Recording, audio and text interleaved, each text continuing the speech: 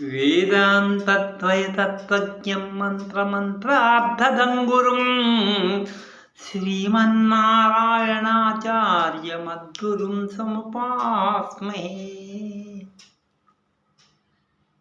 మనం విష్ణు సహస్రనామానికి భట్టర్ వారు చెప్పినటువంటి అర్థాన్ని చెప్పుకోవడమే కాకుండా అందులో మనం ఈ కాలంలో ఆ విష్ణు సహస్రనామాన్ని చూసి ఏ విధంగా నడుచుకోవాలి అని కూడా ఒక విధమైనటువంటి మంచి గుణాలని నేర్చుకుంటున్నాం. ఇక్కడ ఉపేంద్రాయ నమః, ఓం ఉపేంద్రాయ నమః. ఈ నామం విష్ణు సహస్రనామంలోని 17వ శ్లోకంలోని 1వ నామం ఉపేంద్రాయ నమః. ఒకసారి శ్లోకం అనుసంధానం చేసుకుంటే అందరూ వినండి. ఉపేంద్రో వామన ప్రాంశు అమోఘ శుచిరోర్జిత అతీంద్ర సంగ్రహ సర్గో ధృతాత్మ నియమో యమః. ఉపేంద్రో వామన ప్రాంశు అమోఘ శుచిరుర్జిత అతీంద్రియ సంగ్రహ సర్గో ధృతాత్మ నియమో యమః అనే శ్లోకం. ఉపేంద్రాయ నమః అర్థం ఏంటి? ఊ అన్నారు. 12వ వాడు అతిథికి పుట్టినటువంటి దేవజాతి సంతానంలో అందరికంటే చివరివాడు, ఇంద్రునికి తమ్ముడు. అందుకని ఊ అంటున్నాడు పుట్టగానే.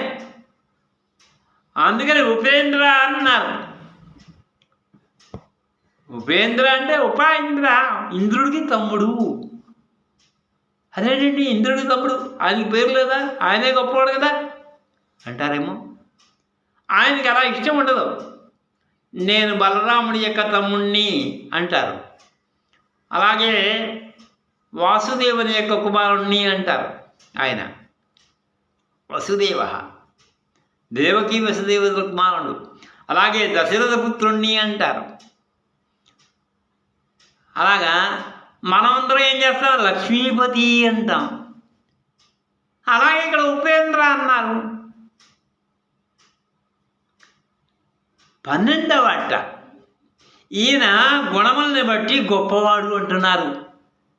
కోన్వస్మిన్ సాంప్రతం లోకే గుణవాన్ కస్య వీర్యవాన్ ధర్మజ్ఞశ్చ కృతజ్ఞశ్చ సత్యవాక్యో దృఢవ్రతః అని ప్రశ్నలు వేస్తున్నారు. అలాగే అన్ని గుణాలు కలిగినటువంటి వాడు ఉపేంద్రుడు కూడా.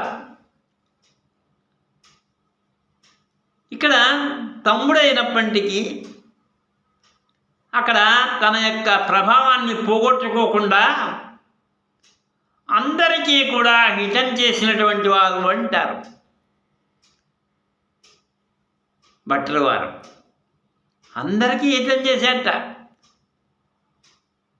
అలాగే 12వ వాడు అంటున్నారు కదా. అంటే ఇక్కడ 12 సంఖ్యని చెప్పారు. అది కూడితే 3 వస్తుంది. 3 అంటే గురు సంఖ్య. అంటే గురువు మీనం. ఆ మీనం ఏ లక్షణం? వేదశాస్త్ర పండితుడు, అన్ని శాస్త్రములు తెలిసినటువంటి వాడు అనే అర్థం వస్తుంది. ఇక 12 1 సూర్యుడు. ఈ 1 చెప్తుంది కదా, 12లో 1 ఉంటుంది, అది సూర్యుడు. అంటే ఇక్కడ సింహమాసం, సూర్యుడు అధిపతి అయినటువంటి సింహం. ఆ సింహమాసంలో రోహిణ్యాం అష్టమి తిథౌ, రోహిణి ఎందు ఎవరు పుట్టారు? కృష్ణుడు పుట్టారు. ఇక్కడ ఉపేంద్రుడి గురించి కాదు. ఆయన కృష్ణం వందే జగద్గురం చరమార్థ ప్రదాతారో అన్నారు ఆ స్వామిని అందరూ కూడా ఋషులు. ఈయన జగద్గురవయ్యా అన్నారు పెద్దలందరూ కూడా. అలాగే ఇక్కడ ఉపేంద్రుడు కూడా అందరికీ కూడా ప్రియుడు. అందరికీ కూడా గురువు. ఆయన్ని చూసి మనం నడుచుకోవాలి. అటువంటి ఉపేంద్రనామం ఎంత చక్కగా ఉంది చూస్తూ ఉంటే.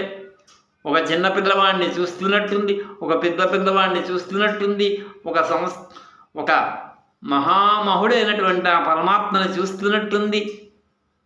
ఎంతో ఆనందంగా ఉంది ఆ ఉపేంద్ర అనేటువంటి నామం. ఇక్కడ మన దృష్టికి ఎలా గోచేస్తున్నాడు? కృష్ణుడిలాగా పుట్టినప్పుడు కృష్ణుడు ఊ అంటున్నాడు. ఇక్కడ ఊ అంటున్నాడు. ఊ అనే శబ్దంతో పిలుస్తారు. అందుకని ఇక్కడ చిన్న పిల్లవాడిగానే చూస్తున్నారు. ఉపేంద్ర 12వ వాడి కనుక, చిన్నవాడి కనుక, ముద్దుగా ఉన్నవాడు కనుక అందరి దృష్టి కూడా ఉపేంద్రుడి మీదే ఉంది. కనుక శ్రీరాముడు అందరికీ ఇష్టమైనట్లు ఉపేంద్రుడు కూడా అందరికీ ఇష్టమైనటువంటి వాట. భరతుడు అన్నగారు ఉన్నారు శ్రీరాముడు వారికి. కానీ అందరూ కూడా శ్రీరాముడినే చూస్తూ శ్రీరాముడినే పొగుడుతున్నారు. అందరి చేత సర్వలోకములు ఆ ఉపేంద్రుడి పైన ఆధారపడి ఉన్నాయి. 12వ సంఖ్యలో 1వ రాశి మేషరాశి. మేషరాశిలో సూర్యుడు ప్రకాశిస్తాడు. అలాగే 2వ రాశి వృషభ రాశి. వృషభ రాశిలో చంద్రుడు ప్రకాశిస్తాడు. కనుక ఈ రెండు కలిపి మీన లగ్నం అవుతుంది.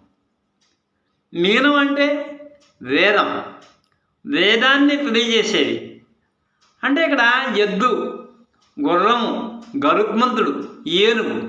ఎద్దు అంటే నంది, గుర్రం అంటే హయగ్రీవ స్వామి, గరుత్మంతుడు అంటే పరమాత్మకి వాహనమైనటువంటి ఇది వేదస్వరూపం. ఏనుగంటే అది కూడా వేదస్వరూపం, ఓంకార స్వరూపం, వినాయకుడు అంటారు. ఇవి జ్ఞానములకు ప్రతీకలు. ఈ జ్ఞానం వేద విజ్ఞానాన్ని విరచిస్తుంది. అంటే ఇక్కడ వేద విజ్ఞానం ఏముంది అంటే ఈ అన్నదమ్ములు 12 మంది ఉన్నారు.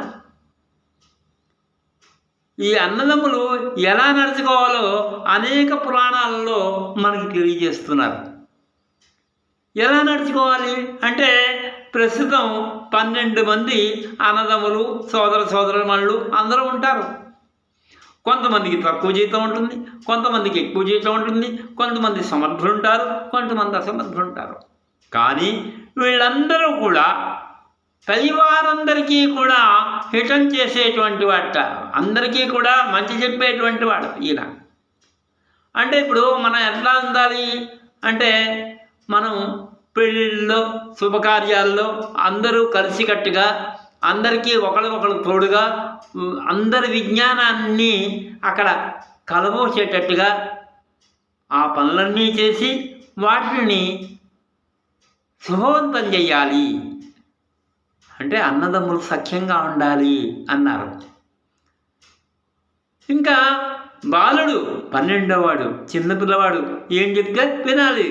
బాలవాక్కు బ్రహ్మవాక్ అన్నారు ఆయన.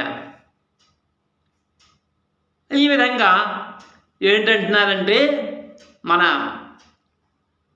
వ్యాఖ్యానకారులు శ్రీ విష్ణురింద్రానిజో భవతి. ఈ శ్రీ విష్ణువు, ఈ విష్ణుమూర్తి, ఈ కృష్ణుడు లాంటి వాడు. అంటే అప్పుడు కృష్ణుడు లేడు కానీ చెప్తున్నాం. అటువంటి ఈ విష్ణుమూర్తి ఉన్నారే ఆయన ఇంద్రుడికి తమ్ముడు అని చెప్తున్నారట. ఈ విధంగా అంటే ఇప్పుడు చిన్నవాడు ఉంటాడు బద్ధకంగా, ఆ అన్నయ్య చూసుకుంటాడు, నేనేం చేయను, అలాగే నేను కూడా పని చేయను, అన్నయ్య చూసుకుంటాడు, అన్నయ్య కదా బాధ్యత ఆయనే అని అనుకోకూడదు. చిన్నవాడు పని చేయాలి, మధ్యలో వాడు పని చేయాలి, మొదటివాడు పని చేయాలి, అందరూ పని చేయాలి అని కలిసికట్టుగా ఉండాలయ్యా. ఎవరయ్యా? తల్లిదండ్రులు. తండ్రి అంటే ఎవరు? సూర్యుడు. తల్లి అంటే చంద్రుడు. ఈ తల్లిదండ్రులు, సూర్యచంద్రులు ఉన్నారే, ఈ తల్లిదండ్రులని చక్కగా చూసుకుంటూ అందరితో ఆనందంగా ఉండాలి అనే విషయాన్ని ఈ విధంగా ఈ చిన్న వాక్యంలో విచిత్రమైనటువంటి పురాణార్థాలని మనకి విస్తృతమైనటువంటి అర్థాన్ని ఓం ఉపేంద్రాయ నమః అనేటువంటి నామం చేత చెప్తున్నారు మనకి వ్యాఖ్యానకారులు. అందుకని ఈ నామాన్ని ఓం ఉపేంద్రాయ నమః, ఓం వామనాయ నమః అని చదువుకున్నట్లయితే ఏమొస్తుందంటే చక్కని సంతానం కలుగుతుంది. అలాగే పిల్లలు మంచి బుద్ధి కలిగినటువంటి సంతానం కలుగుతుంది. రెండోది, అన్నదమ్ములు కలిసికట్టుగా పనిచేసుకుంటారు. అలాగే తల్లిదండ్రుల మాట వినేటువంటి కుమారులు కలిగి ఉంటారు. ఈ విధమైనటువంటి మంచి ఉన్నతమైనటువంటి లాభాలు ఉన్నాయి కనుక ఎవరూ కూడా ఈ లాభాలను వదిలేసి మనం ప్రవర్తించద్దు. విష్ణు సహస్రనామాందరం చదువుకుందాం, ఆ లాభాన్ని పొందుదాం, మనకి ఆ పరమాత్మ కటాక్షాన్ని పొందుదాం. అందుకని మనం ఏం చేస్తున్నామంటే ఓం ఉపేంద్రాయ నమః, ఓం ఉపేంద్రాయ నమః అని శరణాగతి చేశాం. సుందరాయ శుభాంగాయ మంగళాయ మహోజసే శ్రీ సింహగిరినాథాయ లక్ష్మీ నృసింహాయ మంగళం.